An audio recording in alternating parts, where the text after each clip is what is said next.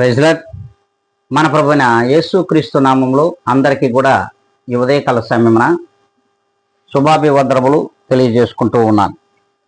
ఈ దినం దేవుడు మనకిచ్చినటువంటి ఒక నూతనమైనటువంటి వాగ్దానము. అది యోధా పుస్తకములోని 1వ అధ్యాయంలో 2వ లేఖనమును మనం చదువుకుందాం.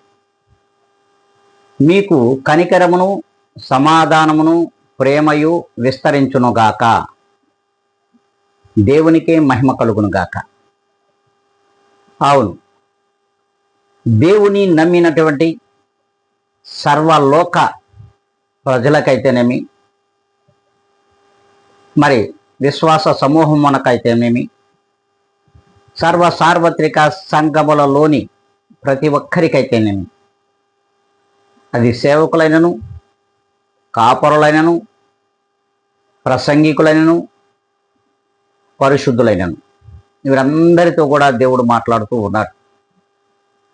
ఎప్పుడైతే మన లోక పాపములను విడిచి దేవునిని ఎప్పుడైతే మనము తలంచుతామో ఆ దినము నుండి కూడా మనకు దేవుని యొక్క కనికరం ఉంటుంది, సమాధానం ఉంటుంది, ప్రేమ అత్యధికంగా విస్తరిస్తూ ఉంటుంది. ఈ రీతిగా ఉండాలి అనుకుంటే మనమందరం కూడా దేవుని యందు భయభక్తులు కలిగి ఆయనకు విశ్వాస సమూహముగా సర్వలోక ప్రజలు ఉండాలని దేవుని వాక్యం సెలవిస్తున్నది. కనుక ఈ రీతిగా మనం ఉందామనుకుంటే ప్రతి ఒక్కరు కూడా తలలు వంచుకుందాం, కళ్ళు మూసుకుందాం, ప్రార్థనలో ఏకీభిద్దాం. మహాపరిశుద్ధుడా, ప్రేమ స్వరూపి, నీ ఘనమైన నామమునకు మీరిచ్చిన ఆయుష్ కాలములకై ఎనలేని కృతజ్ఞత స్తుతి స్తోత్రములు సమర్పించుకుంటున్నాము తండ్రి. ప్రభువా, ఈ నూతనమైనటువంటి దినమున నూతనమైన వాగ్దానము చేత మమ్మలందరూ కూడా సమాధానపరచమని, మీ కనికరమును మా పైన చూపమని,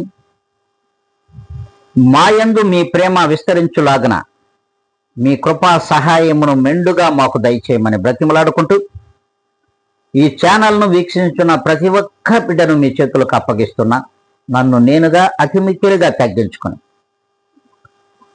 యేసు క్రీస్తు యొక్క గొప్ప ఘనమైనటువంటి నామములో అడిగి వేడుకొని ప్రార్థిస్తున్నాను మా ప్రియ గొప్ప పరలోకపు తండ్రి. ఆమెన్.